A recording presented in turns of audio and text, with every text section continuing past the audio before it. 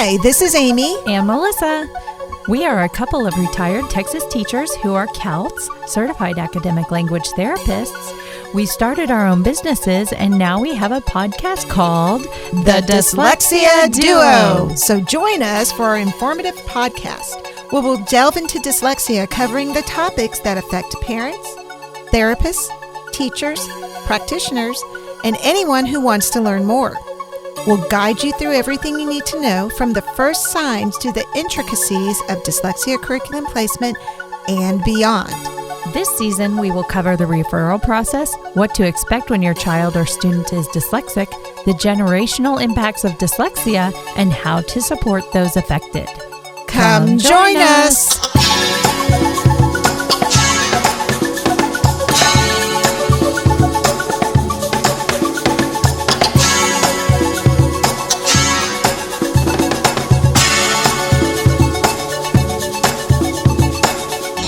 Let's resume our conversation with the insights of Dr. Milton Dehn. Let's talk a little bit about, test taking. And that was one of the things we had talked about on here. I'm very good with projects and book reports and having time to think out and plan and do it. But when it's time for a test, and I could have studied for that test, I'm not going to tank every time, but I tank those tests quite a bit. What is the correlation there? Well, the first factor is test-taking behaviors. I mean, do you read the directions well? Do you take your time?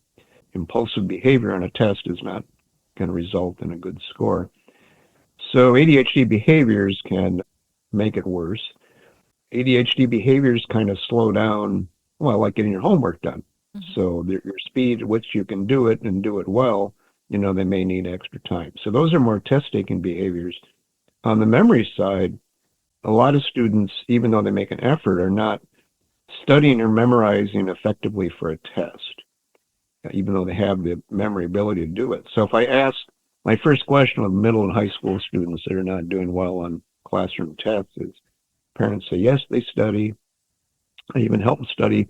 Well, how do you do it? So I ask the kid, here's a list of facts you need to know for the test. How do you do it?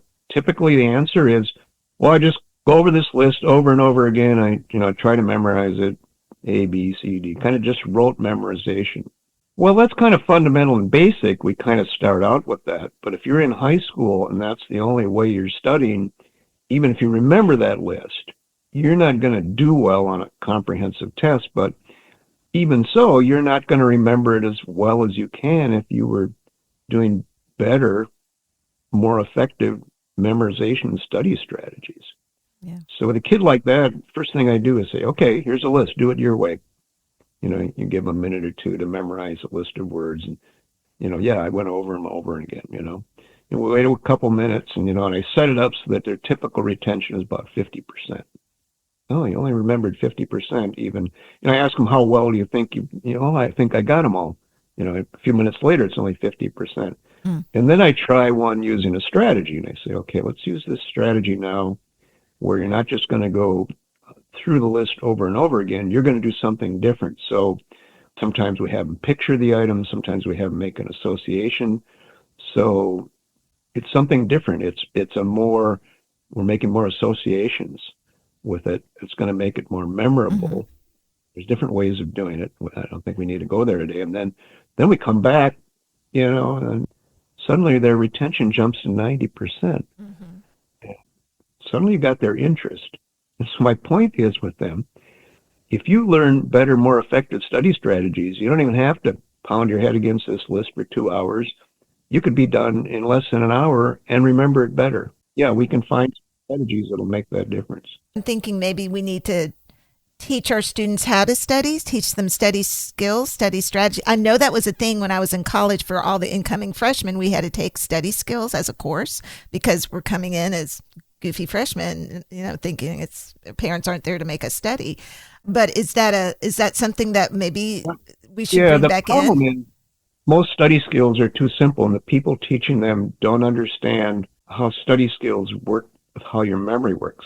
So to go back to my example for a moment, the next step is that one problem with rote memorization is you're not making yourself retrieve it. You're not testing yourself. So So smart kids learn to test themselves, and they cover up the answer and they don't look at it, and they think of and retrieve the answer. Well, that's how your memory becomes stronger. You actually use your memory connection and pathway from the question to the answer, or the association. And so if people teaching study skills are not aware of that's how your memory works, they don't make the study skills work effectively, and most kids tell me those study skill classes were a waste of time. They were boring. I didn't get anything out of it. Well, that's because we didn't make the connection with how the brain and the memory really work. And so that's a key component of it. Okay.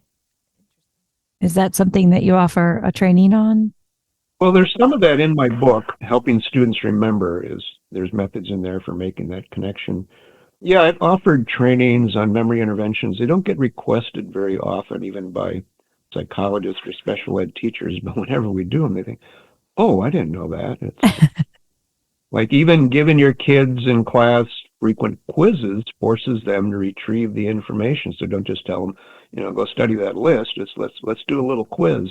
Surprise quiz is fine. Maybe you don't count the score, but the fact that you quiz them in the long term, they remember a lot more of that. It's known as a testing effect, and that's not news. We've known about that for 100 years. Teachers don't like to hear that. That's more work. What? Now I got to give them a quiz every day. Who wants to do that? But, it replaces ineffective study time, and you get better results. But anyway. That's true. So what about people who have test anxiety, where they almost freeze up on a test? Maybe what would you recommend for something like that? Because it's almost like a shutdown for them. Yeah. And I think it may come from bad experiences or just, high achieving goals that, you want to be perfect, adds to that. There's a lot of causes to the test anxiety, but the number one way to reduce it is just to be well prepared. That you memorized it well, and you kind of prove to yourself that you can, test yourself and know it leading up to the test.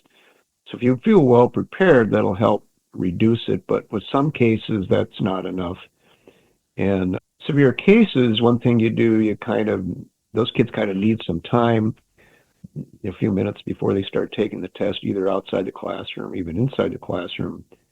And for one reason, might get pull-out testing for this reason, where they kind of go through some anti-anxiety relaxation stuff to just get their mindset from breathing exercises to just what they're telling themselves. And then the second thing to that is when they start to lose it during the test, don't try to push through it. It just makes it worse. You should really close your eyes, put your pencil down, and then go through your breathing and thinking exercises. Think about something else for a minute. Get your mind off of the test till you calm down a little bit, and then start over again. Good. But it can be a challenge, and we get a lot of high-achieving kids, like taking college entrance exams. They're not doing as straight A students, not scoring well on the test. That's often the reason. Okay, so Dr. Dehn, we've heard a lot about dyslexia and ADHD being comorbid conditions, and there's a lot of data that also shows that many students with ADHD also have executive function deficits, and we've talked a little bit about that so far today. But what do you think is the cause of the comorbidity with the ADHD and the dyslexia? Well, do we have time? We do, but I'm thinking that may be off target. I think the real comorbidity, the stronger comorbidity, is between working memory weakness and dyslexia. And there's hundreds of articles documented that. I wrote a summary article on it once a few years ago, which may be a little bit out of date, but that has a stronger connection than attention itself. And so, like we said, a lot of ADHD are also working memory, and we think, it's ADHD, but it really may be more the working memory connection, because if we're weak in working memory, it slows down vocabulary development. We can come back to this under dyslexia. It interferes with your blending. You don't remember the sounds you sounded out long enough to blend them. With weak working memory, it interferes with your comprehension and so on.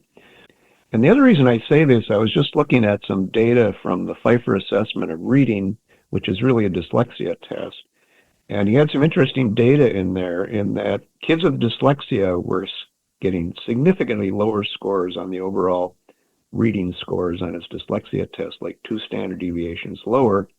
The ADHD kids were very close to normal. Oh.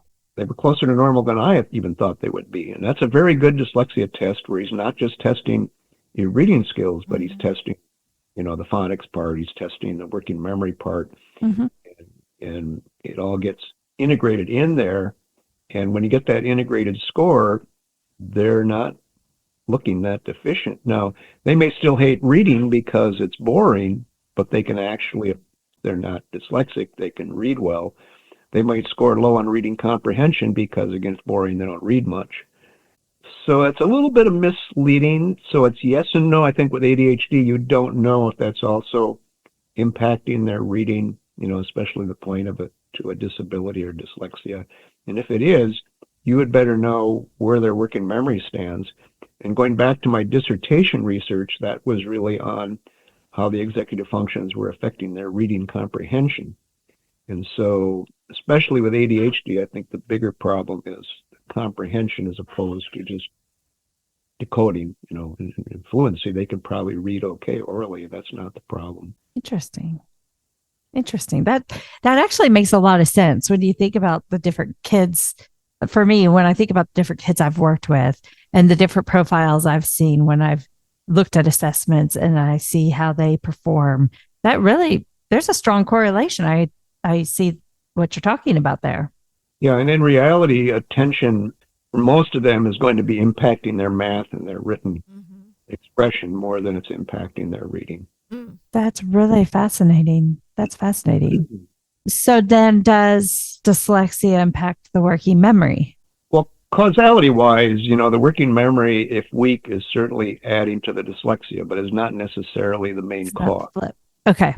Kind of like the third or fourth wheel. So the two big causes of dyslexia would be the phonological or not so much phonics rules. Phonics rules are a little bit different than phonemic awareness, knowing the sounds, all that. That's the biggest one. The second one is the orthographic, and that's the ability to gain a sight word vocabulary rapidly and immediately know the word on sight, and you say it, you don't have to sound it out. Those are the big two. The third one is what we call rapid automatic naming. Look at these letters, how fast can you name them? It's somewhat part of orthographic. And then the fourth one, which would come in third also, could be working memory. In unusual cases, you could have reading impairments where the phonological and orthographic are okay, but the working memory is so significantly low that that's causing the problem. For example, I was working with a 16-year-old dyslexic once, and her reading level is probably up to about fifth grade or so.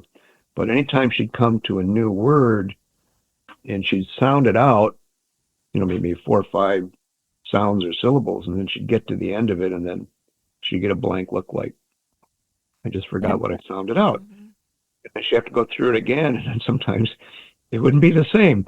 This time she's got one of the sounds wrong, and I thought, oh my God, imagine the frustration. Right. That was the working memory not supporting her through the sounding out and blending process, and that just adds to the challenge. So blending is an area where we need adequate working memory. And just developing the whole process of sounding things out also needs adequate working memory. And we even refer to that sometimes as phonological working memory or phonological short-term memory. So a blending subtest would be a really good indicator for working memory deficits as well. Yeah, not necessarily. It can be just weak. Primarily, it's due to weak phonetic ability. You're not making the solid connections between the letter and the sound it makes. But when they can sound it out, sound at a time, they're sounding it out okay. But yeah, then when they get to the blending part of the task. So you're right. If it's a listening blending task where I'm going, you're just listening and you got to blend it right, then the working memory is going to set some limitations on it because it's strictly oral. But when they're seeing the print and they have to sound it out and then remember what they sounded out, working memory weakness even adds to the challenge there. So yeah, it can go both ways. Okay. That's really good. Kind of supporting what you said, Melissa. I just had a student this week, and we were blending the word sand, and she goes and then she read it as snad or something. Yes, or she said it as snad when she did it, and I was like, oh.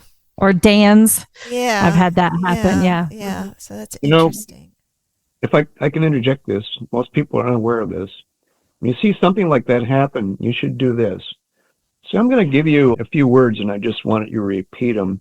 So you give them simple, one-syllable words like cat, dog, house, road, and you do that. And then you say, after I say them, I want you to repeat them, not just once, but 5 times in a row. And so some kids, they're fine with, they can correct sequence first time, maybe even the second time, and then it falls apart. Those kids are in very serious working memory trouble because they can't maintain a series in what we call rehearsal, either subvocally or orally. If they can't maintain that sequence, they're having a lot of problems. And so someone who just did what you pointed out could be a case of that. I had a 5th grader one time, and no one could figure out tests some way and then other ways, and no one could figure out what was going on with this kid. And first time we tried that, and then we tried it some more, he was in tears right away. Imagine that, because how we develop, as first graders, we learn right away that, well, if I repeat this for a few times, I'm going to remember it. But if you can't maintain it while you're repeating it, wow, that's a challenge. For first graders, that may be somewhat normal at first, and with practice, they can do it in sequence. But when you're 5th and 6th grade and you can't do that, you've got some serious puzzling learning problems, which this kid did. So if you see something like that, where, the phonemes are now getting out of sequence, that's pretty rare, and you want to pursue that. Okay. That's good to know. Yeah.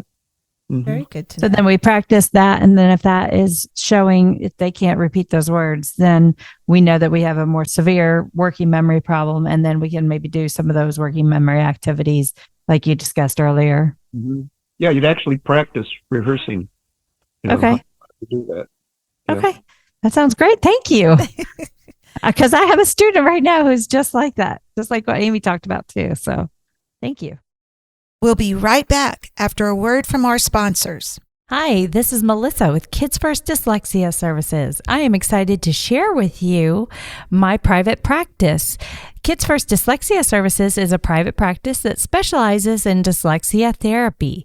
Each one-on-one session focuses on instruction specific to your child's needs in a nurturing environment that develops self-esteem, builds confidence, and fosters a sense of accomplishment, resulting in happier kids with higher levels of achievement.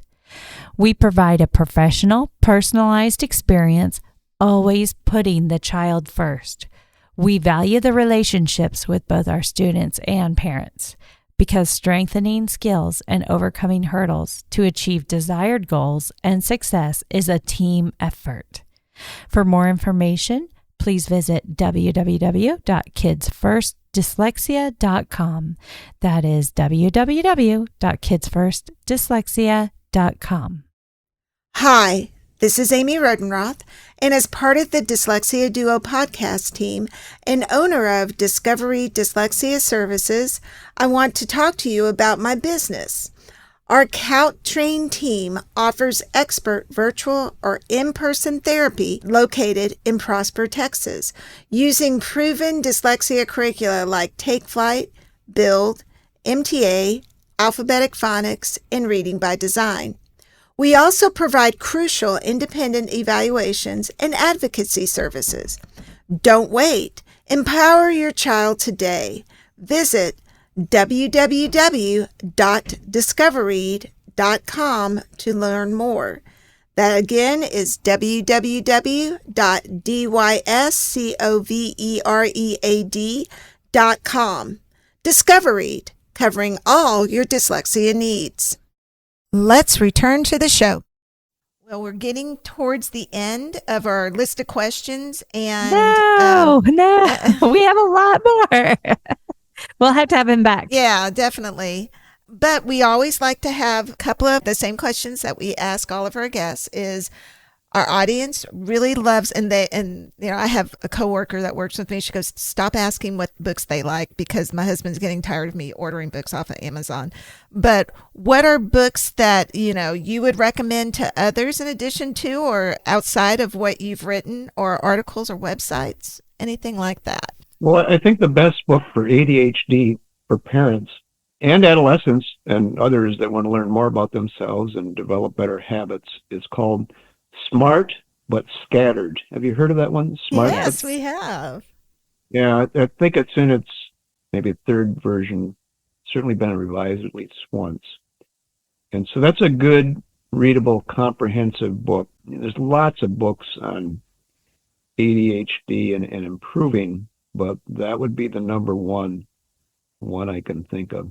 As far as a good working memory book written for parents and students, I've often looked for that, and some people have written, on that, but I really don't know of one that I'd recommend unless something has come out in the last year or so and I missed it. But the issue with some of them is conceptually, I think they're a little bit off. They're too inclusive. They include all of executive functions under working memory, for example. And then, so yes and no, is planning, organization, working memory problem? Well, it can add to that, but not necessarily. So I have some issues with, not being focused enough on understanding working memory well enough. I think most parents can get a lot out of my essentials of working memory assessment intervention. There's a couple technical chapters in there on how to test it, but they could just skip over those.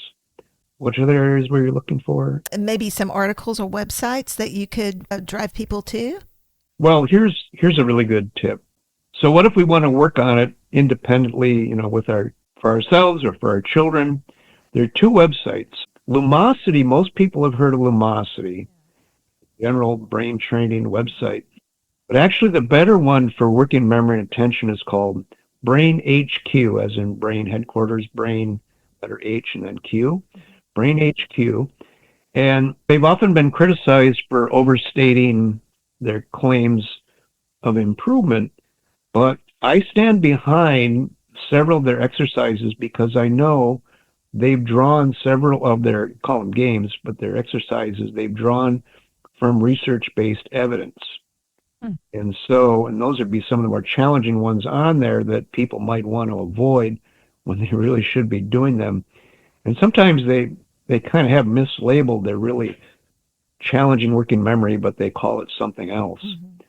So people who work with me, and I do working memory and long-term memory training, specifically in working memory, that's part of their training that they have to independently go on there and do that. And then I assign the ones that have the best research base and are the most challenging. We know that will work. The most effective one on there is, let me give you an example of the most effective type of working memory thing, is not just remembering the list, but we call it NBAC because you're running behind. And so let's say, and typically we do this visually instead of orally, so you'd show them number cards, for example, at the lowest level. So you show them a 1, you turn it over. You show them a 5, you turn it over. You show them a 3, you turn it over. And you can do this in front of them, kind of helps where they can see where the sequence is and kind of picture what was that number that was under there. And so I showed you 153. They're used to the idea that typically they would say 153. And I said, no, we're not doing that anymore. When I get to the third one, you have to tell me what the first one was. You're always going to be 2 behind. And when I flip up the next card, then you tell me what the second one was. And I flip up the next one, you tell me what the third one was. People don't like that. It's very challenging, especially kids. But if you work on those kind of exercises, and they have those on those games and exercises on those websites, a study, and not a lot of them, well, there's studies on the brain, and yeah, if your working memory improves, they can see it in the brain with more blood flow and more activity or less activity, whichever direction it should be going. But the most fascinating one of all was they were doing challenging NBAC exercises where you're always running behind. And by the way, at the beginning of that running behind NBAC list, the first one or the second one you're probably okay with. But the further you get into that list, that's when you begin to lose it. Yeah. Now I got to remember like the 5th one when I'm out to the 7th one. Now it's getting very confusing. And then the better you get, you run 3 back and so on. And so the thing is, when they did an intensive kind of research and their working memory tests improved, they could see it in the brain. Oh. There was brain growth of white matter The white matter, that's the wiring and the connectivity. And working memory depends on good connectivity and wiring, just like processing speed does. By the way, processing speed and working memory are also very connected. And so they could actually measure the white matter growth when working memory was improving. And yes, they could see it testing-wise also. But that's very kind of important proof. And there's a lot of studies that show, if working memory is really improving, the electrical activity and the blood flow changes in the way that it should also. But I always thought that was the most fascinating one, because we're getting new wiring, we're strengthening the wiring. That's what making it work better. Is that a cognitive flexibility test to some extent? It requires, you're right, it requires shifting and flexibility. It requires all of them, and it requires inhibiting. So, for example, I say, okay, when you start giving a strategy, so we're doing, let's say we're showing the cards 1, 3, 5, 7. So when I get to the 5, you're going to say the 1, and now we got to shift back to listening. But you can also start repeating it to yourself. And so we can say, if I'm showing them 1, 5, 3, 7, I say, okay, just show you the 1, go 1, 1, 1. We add the 5, you go 1, 5, 1, 5, 1, 5. I flip up the next one. Now you say 1, then I say, forget the 1. Now you got to go 5, 3, 5, 3, 5, 3. Flip up the next one, say 5. Now we're going to go 3, 7, 3, 7. So what that's doing, it's forcing you to inhibit what you don't need anymore, forcing you to shift, which is similar to flexibility. And we can even say update. You're updating the set that you're repeating. And I just love it because, and then we consciously make them do that. If you take that seriously and really work at it, that's productive weightlifting for your working memory. Okay. I know what I'm doing this weekend. The demands of it, will, many kids, they don't want to do that. It's too hard. Yeah. I can remember going to a museum one time, and in the lobby of, it was like an art museum. And in the lobby of the art museum, they had the word red, orange, blue, purple, green. And you were supposed to read the words quickly, but the word red was actually blue. And so you would try to read all the words as quickly as you can, but then your brain starts shifting into actually the color as opposed to reading the word. So is that a similar type of? Yeah, that's a classic psychology test known as a Stroop test, STROOP. And so in general, it's getting at executive functions, but specifically it's getting at inhibition. You have to inhibit the tendency to say the color instead of read it, or vice versa. And sometimes you get used to doing it one way and they switch it up and do it the other way. Okay, now we're going to do it the other way. So, it's a good kind of screener for executive functions, but more specifically with inhibition. And just to go back to an earlier discussion we had, on the connections between ADHD and working memory, what the experts in the research say is that the underlying neurological thing binding ADHD and working memory together is a weakness in inhibition. So, getting distractions from your own head, not being able to stay focused, or distractions from the outside, everything that involves inhibition. If you're weak in that, it's going to result in that comorbid ADHD and working memory. That's the real why. So Stroop test is really good for that reason. And any other tests that get an inhibition, you're weak in inhibition, you likely got some problems coming out of that. So, yeah. That's fascinating. I went in the Wayback Machine for that one. So.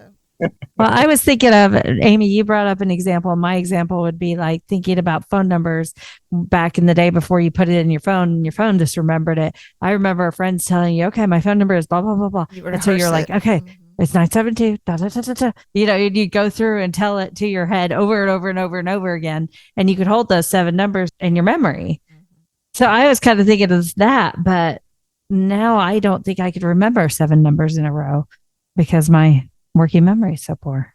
Well, then you kind of switch to strategies if your actual working memory capacity starts to decline. I mean, the most fundamental strategy is to do what we say, chunk those numbers. If it's 608, 787, 99, 33, I just did it. I chunked, I went 99, 33. So you can pair them up, you can go 60, 80, so then you've got When you chunk it, instead of having 7 pieces of information to remember, Yeah, 4. put it down to 4 chunks. Now you only have to remember 4 chunks or pieces of information.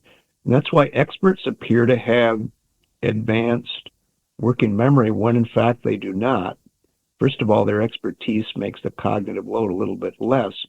But the other factor with expertise is you chunk, the pieces of information. So if, like, you were a young medical school student, you're thinking of each symptom that goes with something, whereas the expert sees kind of the pattern of symptoms, profile. They've got it in one chunk, and so they can juggle that chunk and more chunks versus, one symptom at a time, and it makes it look like, wow, he's really got working memory when in fact they don't. Okay, that's really cool. And that's why, it's the more fluent you become in reading, the more you master something, the more of an expert you become, you can handle more on your working memory for that reason. Very good. Okay. Very good. I love it. Overloaded your working memory for No, the day. no. Yeah. I love all this. I really do. I do too. I like that you went somewhat technical with us, even though this isn't our greatest area of expertise. I do think that I'm going to take these notes and, the pod and be able to apply it, or actually listen and try to apply it to different areas of my instruction. So no, I appreciate this. Well, and it also opens up some of my prior thought processes when I've evaluated students informally, or when I work with a student. It's just kind of triggering some memories of, oh, okay, this is why this is happening, and maybe give me some more tips for what to do in the future. So I really appreciate all your information. I really do think that we should have you back, because I've got more questions. I mean, one of my professional goals is to reduce the response you get where people say, from teachers to students, where they say, I wish I had known that before. Yes. Yeah. Do to help reduce that. And that's what we do all this for, right? Right. That's what you do this for, Dr. Dehn. That's what we're doing with this podcast. We really want to help spread the word as much as possible. Okay. Well, people are contact me with individual questions or even seeking help. I can't and don't take on all cases, but I still do a few each year virtually. We have to have the ability to do it virtually, so we don't work with really young children. If they are children, even older children, I usually work through their parents. I teach their parents to work with them, and then sometimes, consult with their teachers. But I do take on a few cases a year, but it is limited. I've got 2 or 3 going right now. But, just to keep me on my toes, I like to do that. Yes, yes. Okay, well, how would people reach out to you? It's the Milt, MILT, and then the name of my company at schoolhouseeducationalservices.com. Schoolhouseeducationalservices.com. Got it. All right. So now my magical question for you. If you had one wish you could grant to our students, what would it be and why? Oh, that's a good question. It is a good question. That It's the magical before. question. Well, I think early self-awareness. I had a kid once who ended up, came to me, had just turned 6 at the end of kindergarten. He'd been struggling, across the board. And, he ended up being a severe dyslexic, and he'll be a dyslexic all his life. But I was immediately impressed by how self-aware he was. And even his parents, when they brought him in, had said, well, he keeps telling the teacher, my brain isn't working. Oh, The right track. But he had better self-awareness than that. And his self-awareness was better than his self-regulation. So he looked somewhat ADHD-like, and I think he actually got an ADHD diagnosis also. But his self-awareness proved to really carry him, so that by the time he was in middle school, self-awareness, and then, it led to he became more strategic. Beginning in first grade, he started becoming strategic because, he had good self-awareness and he saw the value of strategies. So, like, he would be on the honor roll on and off in middle and high school, even though his reading level was abysmal. So I think, self-awareness is so important for all of us. We look back on our earlier lives and I made such a foolish mistake, and, if only I'd known. And part of that goes back to just not knowing yourself well enough. I love that. That's a really great response. Thank you, Dr. Dehn. Well, we really appreciate you coming on Yes. the podcast. And And I know our listeners really appreciate the dedication to this area. Mm-hmm. Thank you so much for this.